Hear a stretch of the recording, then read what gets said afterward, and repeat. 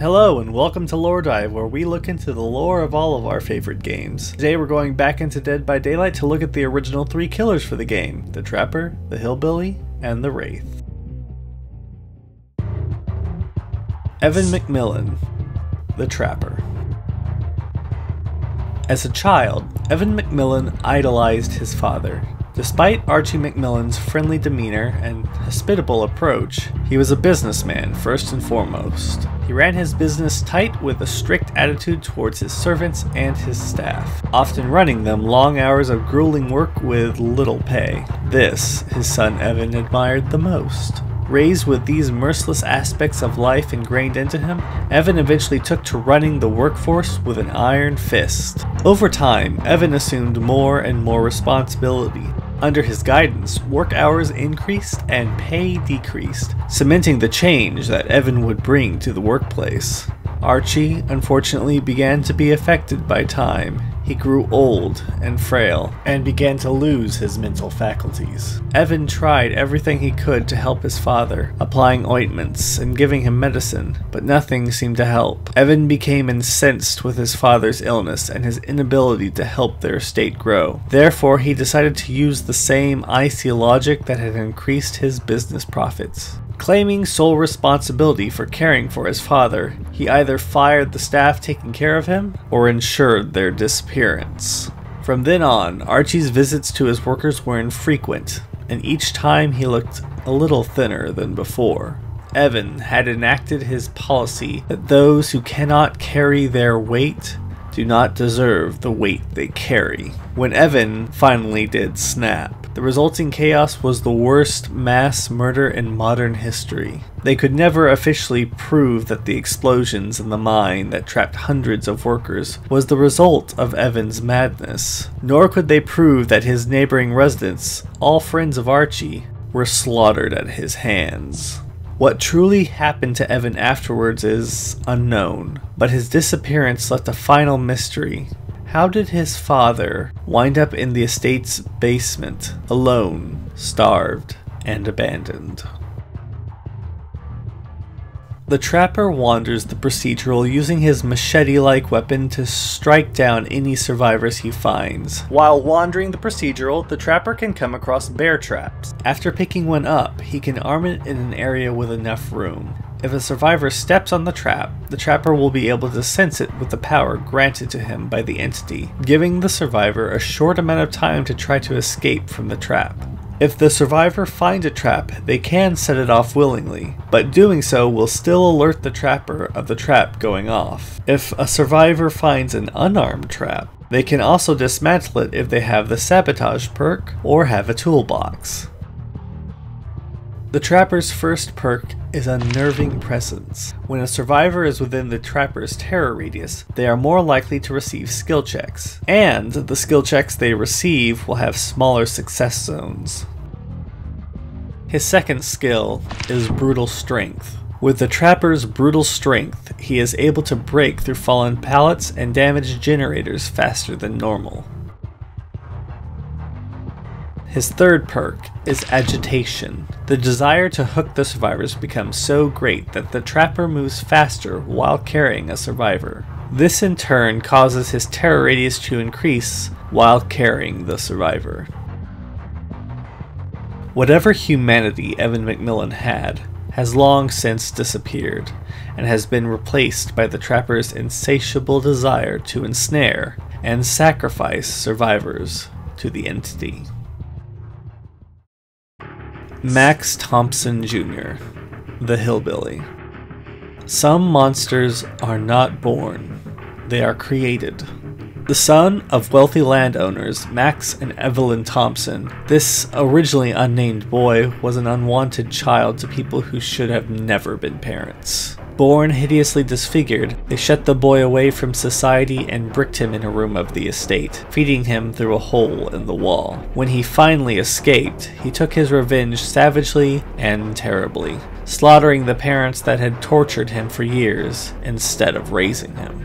His mind shattered and still chained to the estate, he remained on his parents' farm, taking out his deranged anger on any animals that got too close. Eventually breaking free from his shackles, he ran through the cornfield, killing everything in his path. They never found Max or Evelyn Thompson, and all that remained of the Cold Wind farm were the disemboweled animals that the Hillbilly left behind. While the Hillbilly normally attacks with his hammer, his more prominent weapon is his chainsaw. After revving the chainsaw up, the Hillbilly will run at 230% normal speed. If a survivor is hit while the Hillbilly is running, they will be knocked to the ground with a single strike. While running, the Hillbilly's ability to turn is greatly reduced.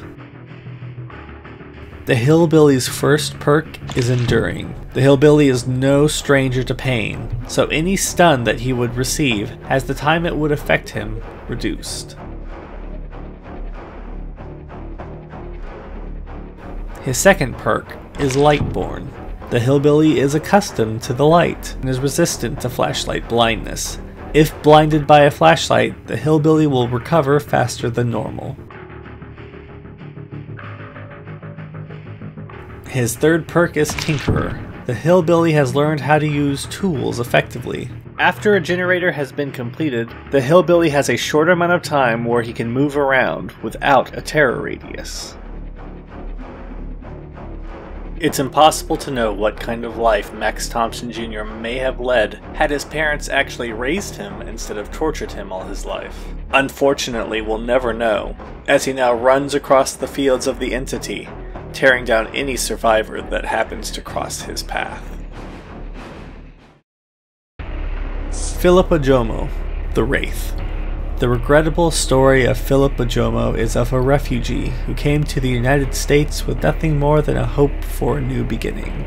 He was more than satisfied when he was offered a job at the Auto Haven Wreckers by a large, muscular man named Azarov. Bribed cops would turn a blind eye to the more questionable business practice conducted at the scrapyard, but Ojomo didn't mind.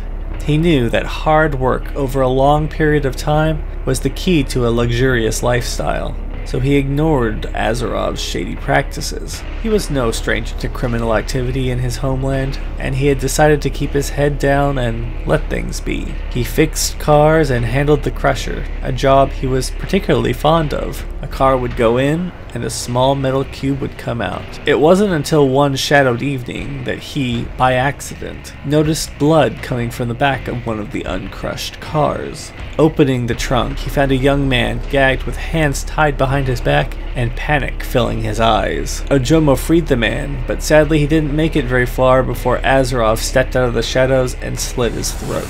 A furious Ojomo demanded answers, and in turn learned that he'd been nothing more than a simple executioner, as more or less every car that had been crushed had passengers in them. This was the service that the scrapyard provided to certain clients. This revelation caused Ojomo to snap and go on a violent and ballistic attack.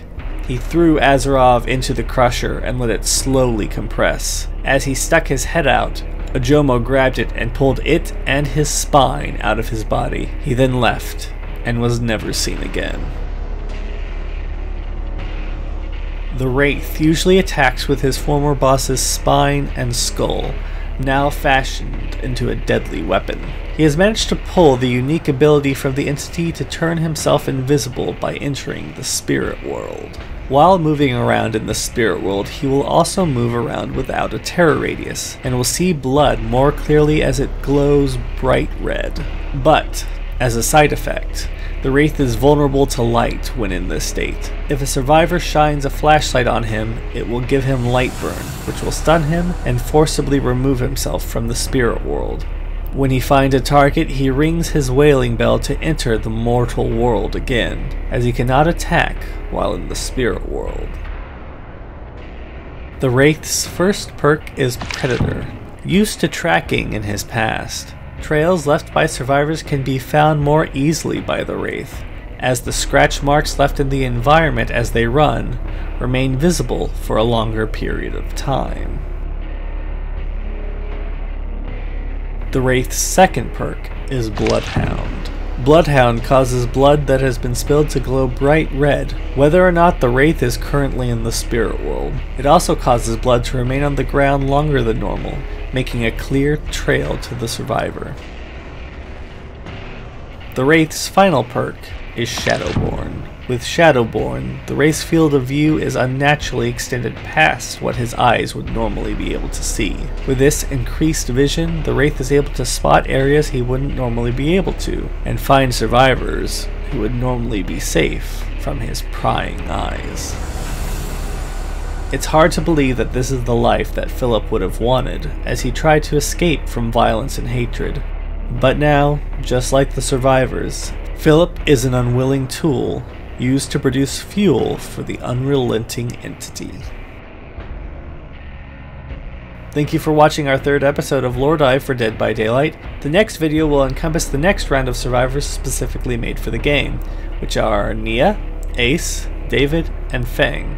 I will also be doing a video that talks about the survivors and killers from other franchises, but I wanted them to be all grouped together. Let me know what you thought of this Loredive, and also let me know if there's any additional games that you might like to see in the future. Thanks for watching, and I'll see you next time.